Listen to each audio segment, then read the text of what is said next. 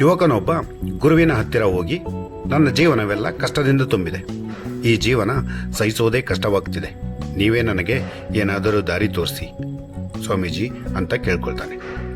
ಆಗ ಸ್ವಾಮೀಜಿ ಒಂದು ಗ್ಲಾಸ್ ನೀರಿಗೆ ಒಂದು ಹಿಡಿ ಉಪ್ಪನ್ನು ಹಾಕಿ ಕುಡಿ ಅಂತ ಹೇಳಿದರು.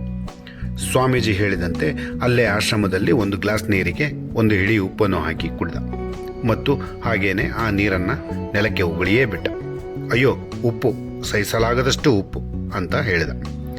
ಈಗ ಸ್ವಾಮೀಜಿ ಇನ್ನೊಂದು ಹಿಡಿ ಉಪ್ಪನ್ನು ಅವನ ಕೈಗೆ ಕೊಟ್ಟು, ಈಗ ಅಲ್ಲಿ ಕಾಣುವ ಕೆರೆಗೆ ಉಪ್ಪನ್ನು ಹಾಕು ಮತ್ತು ನಂತರ ಅದರಿಂದ ಒಂದು ಗ್ಲಾಸ್ ನೀರನ್ನು ತಂದು ಕುಡಿ ಅಂತ ಹೇಳಿದರು. ಯುವಕ ಹಾಗೇನೆ ಮಾಡಿದ. ಈ ಬಾರಿ ನೀರು ಸಿಹಿಯಾಗಿತ್ತು, ಕುಡಿದು ಬಿಟ್ಟ. ಈಗ ಸ್ವಾಮೀಜಿ ಯುವಕನನ್ನು ಕೇಳಿದರು, ಮೊದಲು ಗ್ಲಾಸ್ನಲ್ಲಿ ಉಪ್ಪು ಹಾಕಿ ಕುಡಿದಾಗ ಸಹಿಸಿಕೊಳ್ಳಲಿಲ್ಲ, ಈಗ ಕೆರೆಯಲ್ಲಿ ಉಪ್ಪು ಹಾಕಿ ನಂತರ ಆ ನೀರನ್ನು ಕುಡಿಯುವಾಗ ಯಾಕೆ ಸಹಿಸಿಕೊಂಡೆ? ಅದಕ್ಕೆ ಯುವಕ, ಕೇವಲ ಒಂದು ಗ್ಲಾಸ್ ನೀರಲ್ಲಿ ಉಪ್ಪು ಅತಿಯಾಯಿತು, ಆದರೆ ಅದೇ ಒಂದು ಹಿಡಿ ಉಪ್ಪು ಕೆರೆಯ ನೀರಲ್ಲಿ ಕಡಿಮೆಯಾಯಿತು, ಅದಕ್ಕೆ ಕುಡಿದೆ ಅಂತಾನೆ.